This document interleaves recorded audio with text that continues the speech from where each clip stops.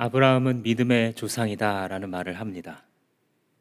그렇게 말할 때에 어쩌면 우리는 아브라함이 이 땅에 발을 딛고 살았던 우리와 똑같은 성정과 감정과 두려움과 느낌을 가졌던 사람이라는 사실을 잊어버리곤 합니다. 이 본문 말씀을 묵상하면서 그가 느낀 이 성경에 기록되지 않았으나 사람이라면 마땅히 느꼈을 감정이 어떤 것이었을까 잠시 다음과 같이 생각해 보았습니다. 여보 왜 그래요? 머리 대면 자는 사람이 뒤척이는 소리에 잠이 깼는지 아내가 들릴 듯 말 듯하게 묻습니다. 그는 가만히 누웠다가 잠시 뜸을 들이며 말합니다. 아무것도 아니에요. 먼 길 가셔야 하는데. 말꼬리가 흐려지며 이내 쌕쌕 대는 아내의 숨소리를 들으며 자기도 잠을 청해보지만 가슴에 하얀 불이 붙은 것처럼 확확거리는 느낌이 전신에 퍼지며 도통 잠이 오지 않습니다. 사람을 태우라니 도대체 내가 잘못 들은 것이 아닐까?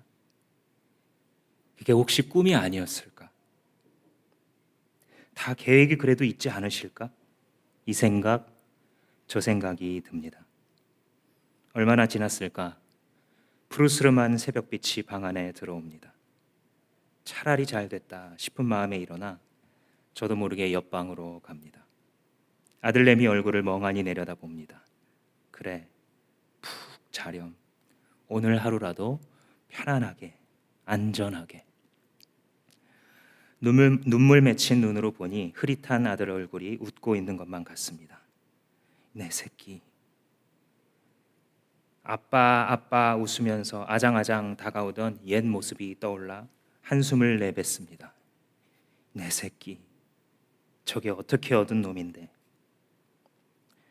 소매로 뺨을 닦으며 밖으로 나오니 저 들판 끝머리에 괜시리 밝은 해가 떠오르고 있습니다. 한 종이 나귀에게 여물을 먹이고 장작을 나귀 등에 실으려고 준비하고 있습니다. 또 다른 종은 어제 갈아놓은 칼을 등에 메고 가져갈 불씨를 옮기고 있습니다. 저 녀석들은 아프지도 않나. 시킨 대로 다 해놨네. 그 모습을 보고 있자니 어제 일이 꿈이 아니었음이 확연해집니다. 가야지. 모든 게 다 주신 것인데 가야지. 무슨 뜻인지는 모르지만.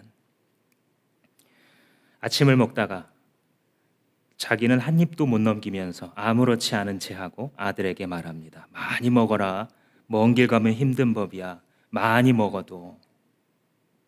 3일이 걸리는 모리아 산을 향해 가면서 그는 한숨이 났다가 화가 났다가 뭔가 계획이 있으시겠지 했다가 아무리 그래도 외아들을 바치라니 너무하지 않나 했다가 먼 길을 터벅터벅 걸어갑니다. 드디어 산 앞에 당도하자 나귀가 등에 지고 있던 장작은 아들 등에 지우고 종들이 들고 있던 불과 칼은 자기가 직접 듭니다. 주인님 살펴 다녀오십시오. 종들이 산기슭 아래에서 인사하자 그는 힘주어 말합니다. 그려 잠시들 기다리게. 예배드리고 나서 우리 두 사람이 같이 돌아올 걸세. 굳은 표정으로 말하는 아버지를 보며 아들은 생각에 잠깁니다. 한참 동안 물어볼까 말까 하다가 이윽고 물어봅니다. 아버지, 번제를 드리실 거죠? 그래, 내 아들아. 왜 그러느냐? 번제할 때 쓸 불도 있고요. 여기 땔감도 있고요. 재물을 묶을 끈도 있고 재물을 잡을 칼도 있는데 정작 재물이 없잖아요. 아버지가 늘 저한테 가르쳐 주셨잖아요. 하나님께 예배할 때는 흠없는 어린 양 없이는 예배할 수 없다고. 가슴이 쿵쾅쿵쾅 뛰던 그는 하마터면 재물은 바로 너야. 너란 말이야. 하나님이 너를 어린 양처럼 바치라고 하셨어. 하고 소리칠 뻔했습니다. 등을 돌리며 눈을 질끈 감고 말합니다. 여호와 이래, 하나님은 계획이 있으셔. 번제로 바칠 어린 양을 하나님이 주실 거야. 3일 전부터 뱃속에서 맴돌아 돌아다니던 이 말을 입 밖으로 내는 순간 몸에 전율이 흐릅니다. 정말 그러실 거라고 그는 믿기로 작정합니다. 알쏭달쏭한 아버지의 답변을 들으며 아들은 묵묵히 따라갑니다. 자, 여기다. 아버지가 도착하기 무섭게 짐을 풉니다. 흙과 돌을 옮깁니다. 아들은 아버지를 도와 제단을 한층 한층 쌓습니다. 정성스레 올린 단이 허리춤까지 올라오자 둘은 그 위에 불을 뗄 장작을 촘촘히 깔아놓습니다. 아들은 아무래도 다시 여쭤봐야겠다 생각이 들어 아버지 하고 부르다가 아버지와 눈이 마주칩니다. 아무 말 없는 아버지의 울먹이는 눈을 보고 아들은 더 이상 묻지 않습니다. 털 깎는 자 앞에 잠잠한 양처럼 소리치지도 도망치지도 않고 가만히 잡혀서 아무 말도 하지 않습니다. 차마 얼굴을 똑바로 볼 수가 없어서 고개를 떨구고 늙은 아비가 자기를 묵도록 그냥 내버려 둡니다. 아비는 주름진 손을 벌벌 떨어가며 건장한 아들을 묵습니다. 아들은 알겠다는 듯 제 발로 제단 곁에 허리를 기댑니다. 아버지는 아들을 밀어 제단 위에 눕히고 내려오지 못하도록 단단히 아들의 손을 묶고 발을 결박하여 제단에 동물처럼 고정시킵니다. 번제물은 멱을 따고 나서야 태우는 법이므로 아버지 아브라함은 칼을 손에 꼭 쥡니다. 머릿속에 하나님 말씀이 떠오릅니다. 내 아들 이삭에게서 나는 자라야 내 시라 부를 것이다. 내가 네 아들 이삭과 내 언약을 세우겠다. 아브라함은 속으로 하나님이 하시리 외치며 칼을 높이 치켜듭니다. 아들 이삭은 눈을 감습니다. 아브라함은 믿음의 사람이었지 목석이 아닙니다. 그에게 하나님께서 주셨던 믿음의 시험이란 그에게 있어서는 매우 심각한 일생일대의 그것이었습니다. 우리도 살아가면서 고통의 순간들을 겪고 그 중에 어떤 것들은 다른 것들보다 훨씬 더 깊은 상처를 혹은 깊은 고뇌를 우리의 삶에 남기고 갑니다. 믿음의 사람들이 물어야 할 것은 내가 하나님을 믿는다고 하는 이 믿음이라는 것이 어떻게 진짜인지 알 수 있는가? 우리의 믿음은 무엇으로 진짜임이 증명되는가? 성경은 말합니다. 시험으로 검증된 믿음이 진짜다. 우리가 내 믿음이 하나님 앞에 정말 진실한가? 혹은 저 사람의 믿음이 하나님 앞에 얼마나 신실한 것인가를 판가름하는 몇 가지 주관적인 기준들을 가지고 있습니다. 때로는 어떤 사람이 손을 들거나 주님 앞에 눈물을 흘리면 아, 저 사람이 진실되구나 하고 생각해 줍니다. 대부분 맞겠죠.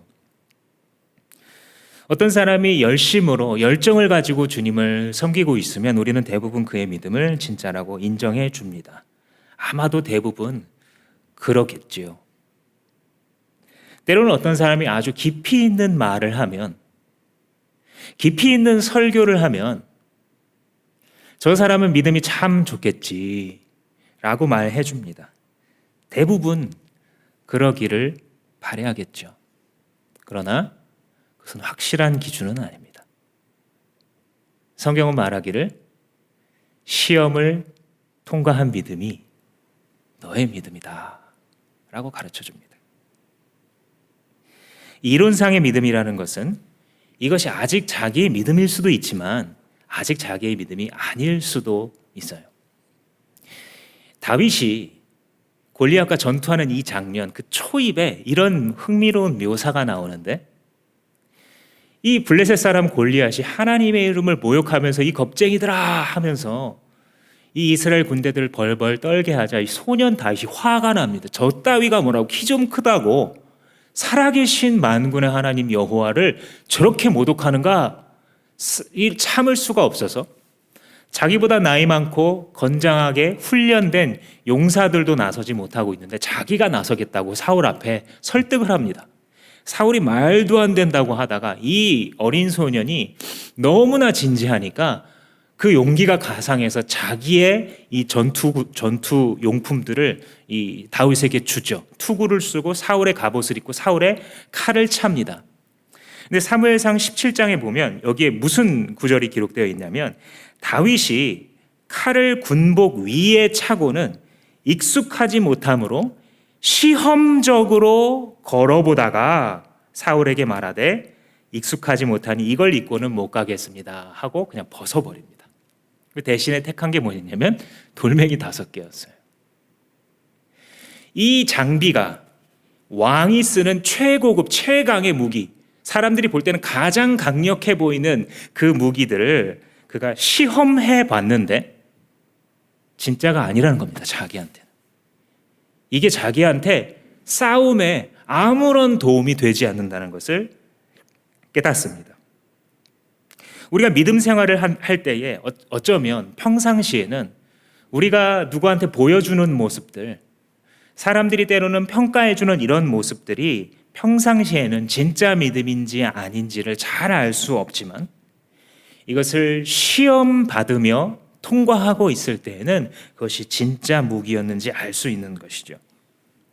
아주 멋져 보이는 왕의 칼과 갑옷이라 할지라도 시험을 해봤을 때에는 자기 것이 아니기 때문에, 내게 아니기 때문에 아무런 능력을 발휘할 수가 없었어요. 반대로 그가 그냥 냇가에서 집은 아무렇지도 않은 이 5개의 이 물맷돌은 진짜 무기가 되었는데, 그 이유가 무엇입니까? 시험해봐서. 언제요? 평상시에 늑대와 사자와 맹수들을 만났을 때 시험하고 또 시험했기에 사자에게 던진 이 돌이 사람에게 못 던지리라고 하는 확신이 이 어린 다윗의 믿음 속에 있었던 것이죠. 시험을 통과한 자의 믿음은 이와 같아서 사람들이 볼 때는 아무렇지도 않은 세간살림 정도밖에 갖지 않은 한 사람이 자기를 삼키려고 달려오는 그 무서운 파도 앞에서 자기가 가진 믿음이라는 작은 무기 하나 붙잡고 확신 속에 달려 쳐들어갈 수 있는 것이죠. 그렇기에 겉으로 보기에는 그것이 어떠해 보이든 간에 우리의 믿음은 시험의 검증을 받아야 하는 것입니다. 하나님은 왜 시험하시는가? 계속해서 좀 좋은 길로, 하나님은 좋은 하나님이시라 그랬는데, 선한 하나님이라 그랬는데 좋은 일이 계속 벌어지도록 하시지 왜 시험을 하시고 왜 그렇게 하고 싶어 하시는가? 하나님은요, 자기가 지으시고 축복하신 그 하나님의 형상을 닮은 존재들이 그 마음 속에 하나님으로 가득 차 있는지를 보고 싶어 하셔요. 이 믿음의 사람이라고 불리웠던 히스기야 왕이 본인이 병에 걸렸을 때에 히스기야가 누구를 의지하는지 하나님 보기 원하셨거든요. 바벨론의 사절단들이 이 이스라엘을 방문했을 때에 하나님께서는 그의 마음속에 있는 것이 자기 가지고 있는 보물에 대한 자랑인지 아니면 하나님께서 하신 일에 대한 자랑인지 알기 원하셨어요. 역다야 32장 말씀을 보시면 하나님이 히스기야를 시험하신 장면에 대해서 이렇게 역대기 기자가 기록합니다. 하나님이 히스기야를 떠나시고 그의 심중에 있는 것을 다 알고자 하사 시험하셨더라. 뭐를 알고 싶은 거예요? 히스기야의 심중에 있는 모든 것. 오늘 우리를 보실 때에 믿음의 사람들 속에서 주님 뭘 알기 원하세요? 내 마음 속에 있는 모든 것. 아니, 그런데 지금 읽은 말씀에 보면 히스기야를 떠났다 뭐 이런 말씀을 하시는데 이것은 그냥 버리시고 유기에 둔다는 뜻이 아니라 스스로 판단하도록 내버려 두시는 그 장면을 말하는 것입니다. 스스로 판단하도록 내버려 두시고 히스기야의 심중에 있는 것을 시험하시는데, 그러면 주님이 시험해 보기 전에는 모르시는가? 분명히 사무엘서에 말씀하시기를 사람들은 외모를 보거니와 나 여호와는 무엇이요? 사람의 중심을 보느니라 라고 말씀하셨는데, 시험해 보시기 전에는 주님은 잘 모르시는가? 알지 못하시는가? 그것이 아니라 히브리적인 알매 개념이 여기서도 쓰이고 있는 것이죠. 여러 번 우리가 반복을 했죠. 경험으로 아는 지식.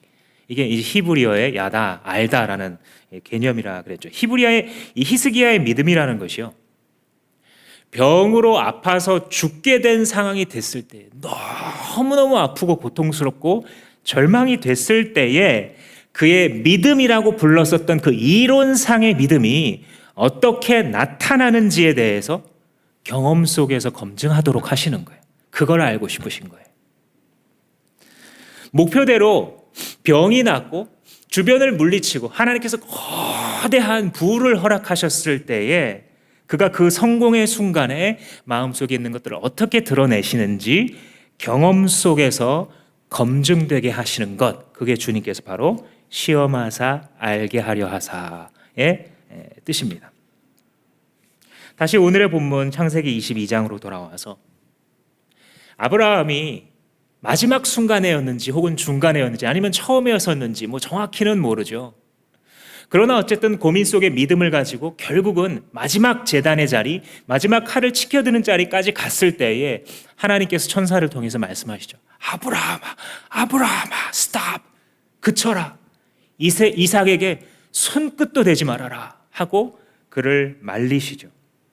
그러면서 12절 말씀에 뭐라 그러시냐면, 그 아이에게 아무 일도 하지 말아라. 네가 너의 아들 너의 외아들까지도 나에게 아끼지 아니하니 네가 하나님 두려워하는 줄을 내가 이제야 뭐 하겠다? 알겠다. 마찬가지죠.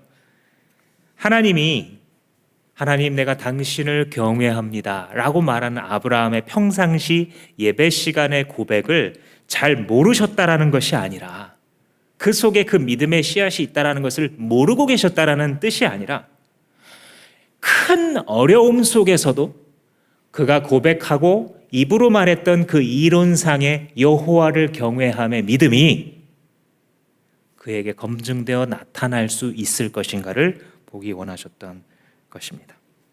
과연 큰 시험 속에서도 하나님을 높일 수 있는가? 큰 고통 중에도 그를 신뢰할 수 있을 것인가? 이것이 바로 믿음의 본질을 묻는 것입니다. 우리가 무엇을 믿고 있는지, 누구를 섬기고 있는지를 묻고 있는 것입니다. 하나님을 알기 원하세요. 여호와를 네가 이제야 아들까지도 아끼지 않는 것을 보니 이제야 나를 경외하는 줄, 나를 두려워하는 줄 알겠노라 라고 했을 때의 이 경외라는 것은 구약의 개념으로 보자면 하나님이 어떤 분이신지 알아서 그를 절대적으로 존중하기에 그가 무슨 말씀을 하시든지 순종하는 것, 그게 여호와 경외의 개념이에요. 다시, 그가 어떤 분이신지 알기에 그에게 절대적으로 순종하는 이 태도가 바로 여호와 경외라는 구약 전체에 나타나는 사상이고, 잠언에 따르자면 이것이 지혜의 출발이고 근본이죠. 여호와의 경외가 없는 자는 아무리 많은 책을 지을 만한 학식을 가진다 할지라도 쓸모가 없는 쓰레기에 불과한 것들을 가득 넣고 살아가는 자이다. 그러나 필부라 할지라도 여호와를 경외할 줄 아는 사람, 즉 하나님이 누구신 줄 알아서 그에 대한 절대적인 존중을 가지고 그가 말씀하시는 것이 그 무엇이든 간에 따라갈 수 있는 사람, 여호와 경외를 가진 자는 가장 지혜로운 자와 같다라고 성경은 우리에게 가르쳐 줍니다. 그러니까 하나님이 우리를 시험하시는 이유는 바로 그것이죠. 우리에게 하나님 자신이 누구신지 가르쳐주고 그 하나님을 바라보는 우리의 눈 속에 다른 모든 지저분한 것들, 인류를 타락시켰던 그 죄로 달려가게 하는 모든 불결한 것들이 우리의 마음 중심에서 사라지고, 우리의 생각하는 것이나 말하는 것이나 마음 가장 중심에 있는 것이 주님을 닮도록 빚어지게 하는 것, 그것이 시험으로 우리의 믿음을 달아보시는 주님의 목적입니다. 아까 우리가 시작할 때 각색해 보았던 이 아브라함의 이야기는, 아브라함이 믿음의 사람이지만 분통을 터뜨릴 줄도 알고 좌절스럽기도 하고 혈연 관계에 있어서 느껴지는 아픔과 애달픔, 아비로서, 부모로서 해주고 싶어도 어떻게 할 길이 없는, 자녀가 때로는 망가져가는 모습을 보고 있을 수밖에 없는, 때로는 자기의 삶이 전체가 무너져 내리는 것 같은, 이 밑에 있는 것을 한 장을 뚝 빼면 지금까지 자기가 피땀 흘리면서 쌓아왔었던 이 인생의 수고가 아무 의미가 없어져 버리는, 그 밑장이 빼어지려고 하고 있을 때에 그가 그 속에서 어떻게 결국은 믿음으로 승리할 수 있었는지, 그것을 잠시 생각해 보려고 했던 것이죠. 이러한 해석은 히브리서 기자에게도 나타납니다. 히브리서 11장에 아브라함은 시험을 받을 때에 믿음으로 이삭을 드렸다라고 얘기를 해요. 이 행위 전체가 결국은 믿음의 행위였다라는 거예요. 하나님께서 이삭을 바치라라고 하는 정말 이상한 명령이죠. 가끔 이 마술 같은 거 할 때 집에서 절대 따라하지 마세요, 경고 문구가 이 TV에 뜨는 것처럼 여러분 절대 따라하시면 안 됩니다. 하나님이 내게 지금 내 아들 누구를 바치라고 그렇게 쫓아오시면 안 됩니다. 그러나 하나님의 구속 역사 중에 딱 한 번 매우 특이하게 아들을 갖다 바치라는 명령을 믿음의 조상된 아브라함에게 허락하셨어요. 왜냐하면 이 길이 믿음으로 말미암는 길임을 너무나도 생생하게 사람들에게 보여주고자 하는 하나님의 목적이 있었던 것이에요. 그래서 다시 한번 히브리서 말씀을 보시면, 그에게 이미 말씀하시기를 내 자손이라 칭할 자는 이삭으로 말미암이라 라고 말씀해 놓으신 하나님의 언약이 있기 때문에, 그가 하나님이 이삭을 죽이신다고 할지라도 다시 살리실 줄로 생각한지라, 이게 아브라함의 믿음 속에 들어왔다는 거예요. 정말 놀라운 것은요, 사람으로서 꿈꿀 수 없는 것들은 믿음은 꿈꾸게 합니다. 하나님의 존재가 너무 크기 때문에 그 크신 하나님의 존재를 따라 그분을 신뢰하며 그분을 경외하기 때문에 인간의 눈으로 볼 수 없는 것을 보고 인간의 지력으로 미칠 수 없는 데까지 미치며 인간의 이 성정을 가지고서는 바랄 수 없는 놀랍고 영원한 소망을 바라볼 수 있게 합니다. 그래서 내가 지금 이 자리에서 하나님의 말씀에 순종할 그의 목을 딴다 할지라도 주님께서 다시 살리실 것이다. 왜요? 네 씨는 이스마엘이 아니라 바로 이삭으로 말미암으리라 말씀하셨기에, 하나님의 약속대로 이 자식, 이 내 새끼, 이 이삭으로 말미암아 하나님께서는 일하셔야만 한다. 나와 동물을 쪼개놓고 언약하신 하나님께서 그 말씀을 절대 어기시 않겠구나라는 사실을 수없이 하이에나처럼 몰려드는 의심들을 뜯어내고 또 뜯어내는 가운데에 붙잡고야 말았던 것입니다. 주님은 그래서 우리의 믿음을 달아보실 때에 우리에게 끊임없이 이 말씀을 물어보시는 거예요. 얘야, 네가 이 상황들보다 나를 더 신뢰하느냐? 나를 더 신뢰할 수 있겠느냐? 이 요한복음에 보면 배신했던 베드로를 예수님께서 다시 찾아오셔서 그를 회복하시는 장면 있잖아요. 이 유명한 장면에서 사람들이 이렇게 있는데 베드로에게 물으세요. 요한복음 21장, 요한의 아들 시몬아, 내가 이 사람들보다 나를 더 사랑하느냐라고 물으시는데요. 이 구절이 조금 아쉬운 부분이 있어요. 번역이. 영어 성경에 보면 Do you love me more than these? 하고 물어봐요. 이들보다 나를 더 사랑하느냐, 이게 문자적으로 이렇게 돼 있어요. 그래서 다 한결같이 그렇게 번역을 하는데, 또 한국 성경에서는 또 한결같이 이 사람들보다 하고 사람이라는 인격을 부여해요. 근데 전체 문맥을 보면요, 이 두 가지가 다 있어요. 이 사람들뿐만이 아니라 지금 베드로가 다시 고향으로 복귀해서 옛날 살아가던 방식으로 살아가려고 팔았던 금을 다시 사고 없애버렸던 배 다시 빌렸는지 다시 샀는지 다시 옛날 방식으로 살아가려고 할 때 이것들보다 나를 더 사랑하느냐? 이것들보다 나를 더 신뢰하느냐?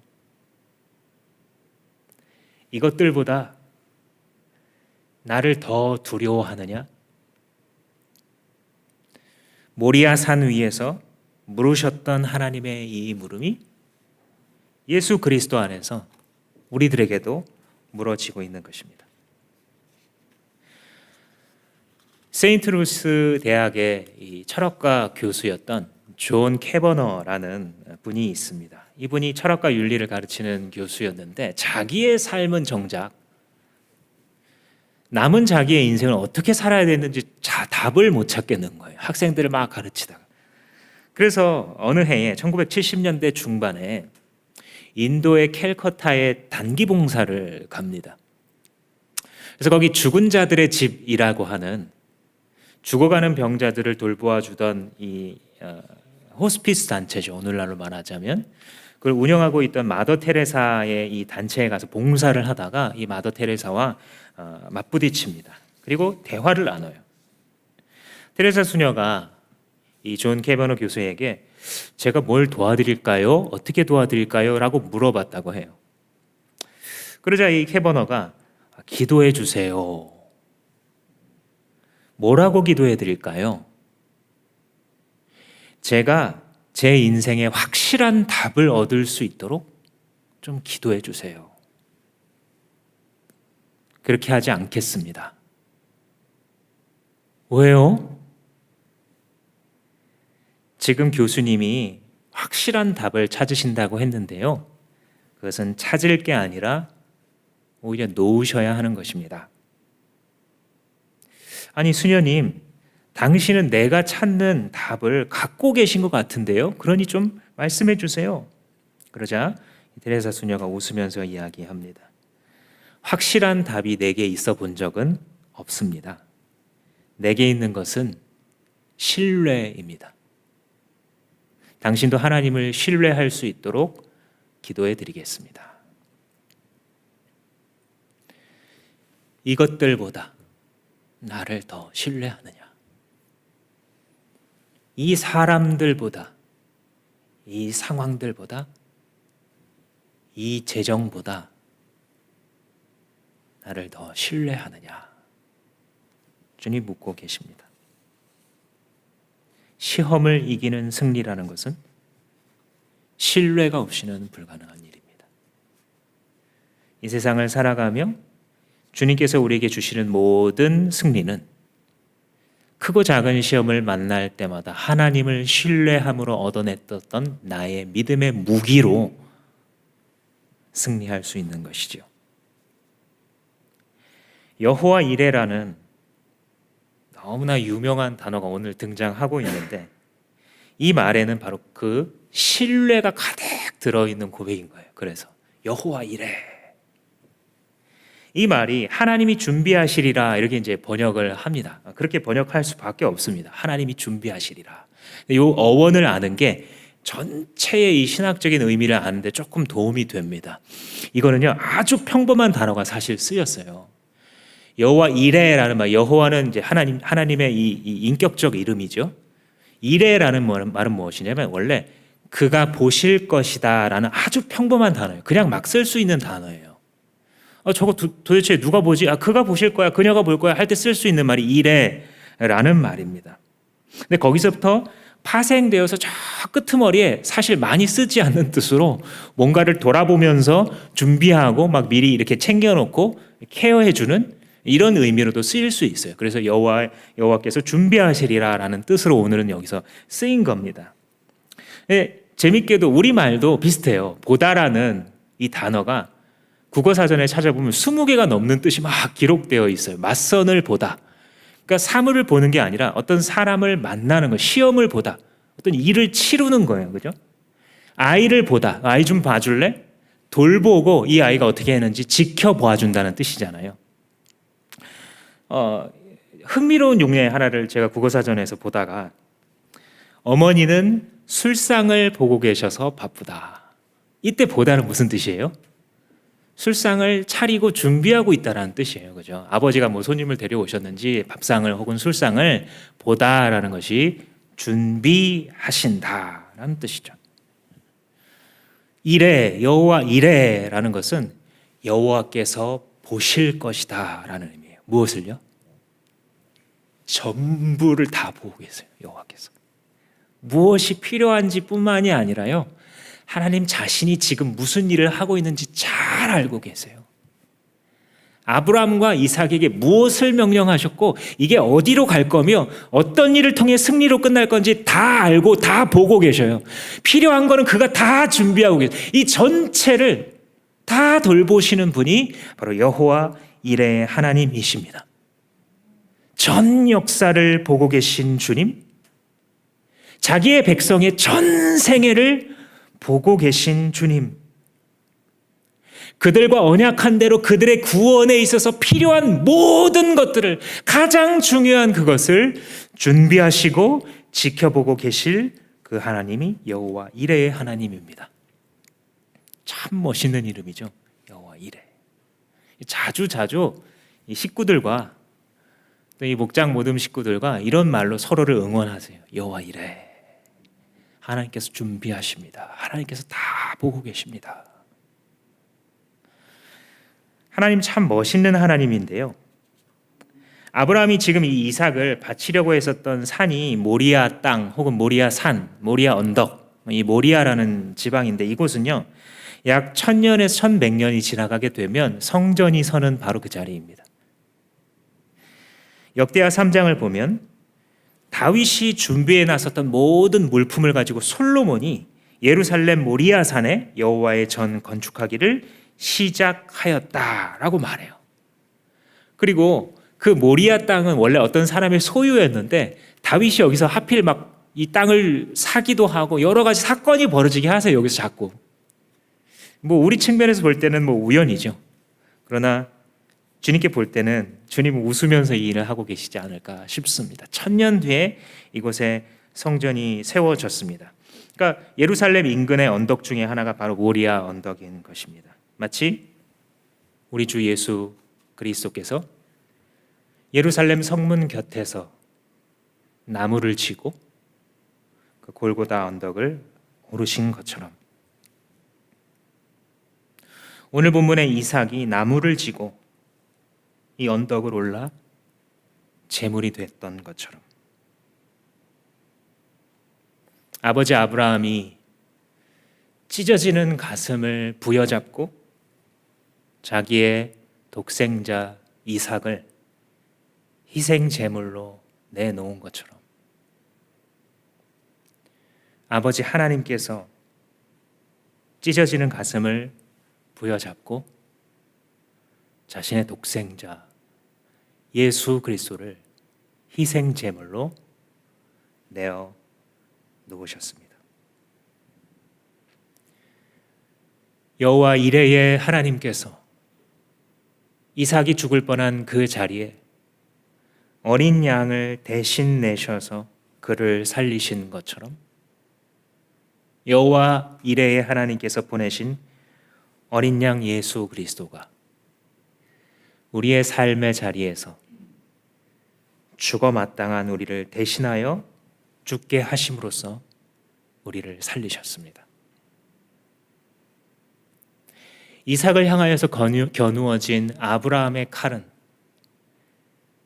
그것을 막으실 이가 있어서 그가 죽지 않았지만 예수 그리스도를 향하여서 내려지는 진노의 칼은 더 이상 막을 이가 없어서 그의 처형을 목적하신 하나님의 목적대로 우리 주 예수 그리스도께서는 모든 물과 피를 다 쏟으시고 그 자리에 제물이 되셨던 것입니다.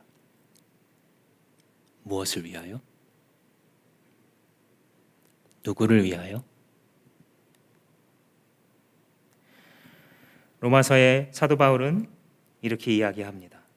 자기 아들을 아끼지 아니하시고 우리 모든 사람을 위하여 내어주시니가 어찌 그 아들과 함께 모든 것을 우리에게 주시지 아니하겠느냐. 사랑하는 성도 여러분, 여호와 이레의 하나님을 믿으십니까?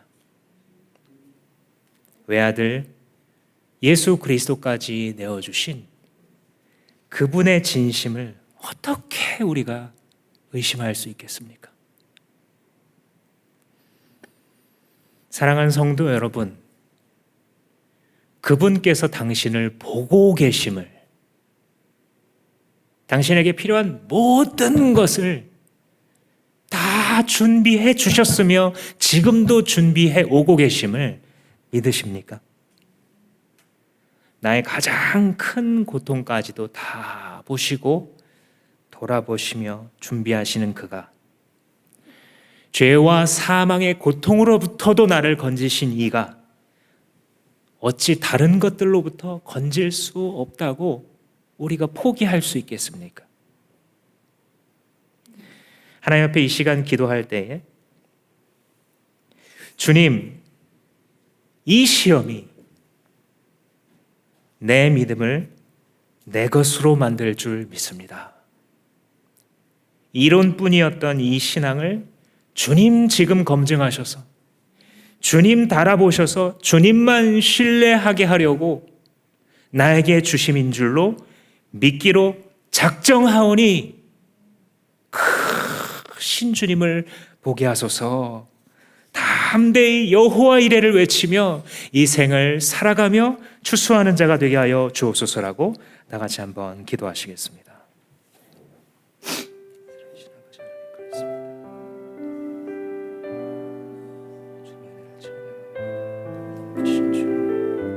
여호와 이레의 하나님, 여호와 이레의 하나님을 찬양합니다. 여호와 이레의 하나님,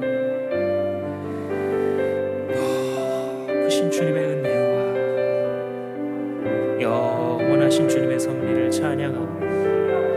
모든 것을 붙드시는 주님, 모든 것을 보시는 주님, 모든 것을 돌보시는 하나님, 당신의 크심과 전능하심을 찬양하오니 주여 받으시옵소서.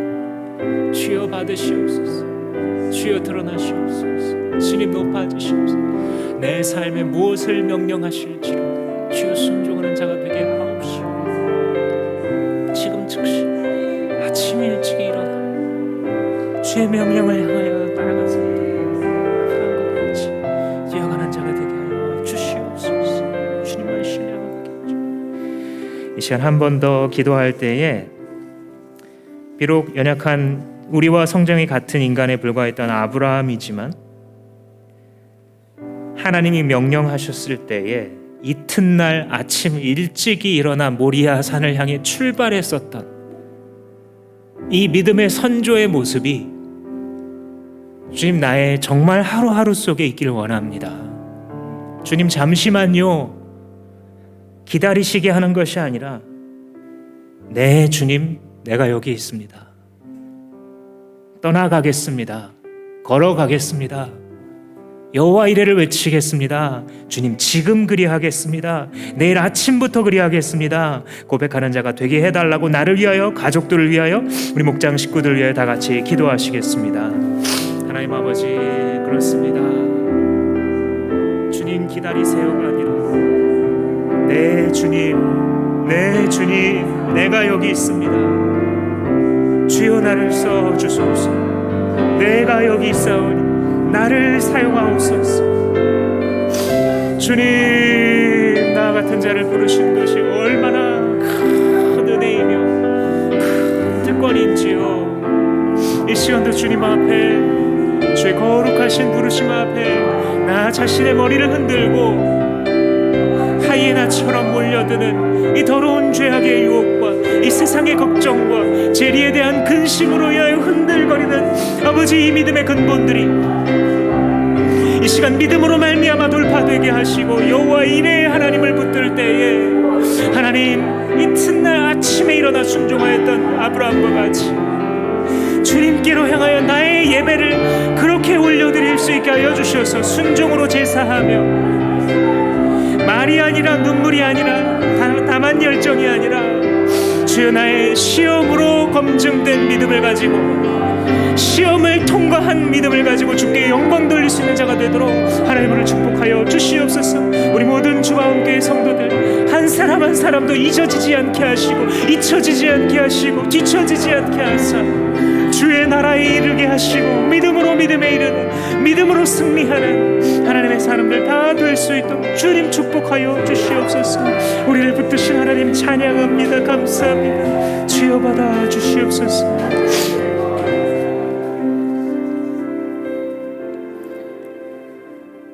영광을 받으시기에 합당하신 주님, 주님은 보고 계십니다.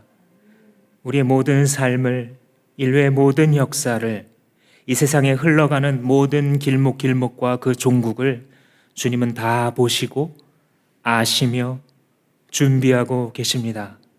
오 하나님, 이 시간 우리의 영의 눈을 띄워주셔서 다가오고 있는 미래를 보게 하시고 하나님의 완성될 나라와 하나님의 영원하신 심판대와 그 앞에서 삶과 영원한 죽음을 나누실 그리스도의 권능 앞에 무릎 꿇는 우리가 되게 하여 주시어서 오늘이라는 기회가 있을 때에 주님의 은혜를 사모하며 주의 부르심대로 여호와 이레 외치며 나에게 주신 믿음을 가지고 살아갈 수 있는 자들 되게 하여 주시옵소서. 시험을 통과할 때에 내 믿음이 생기겠구나.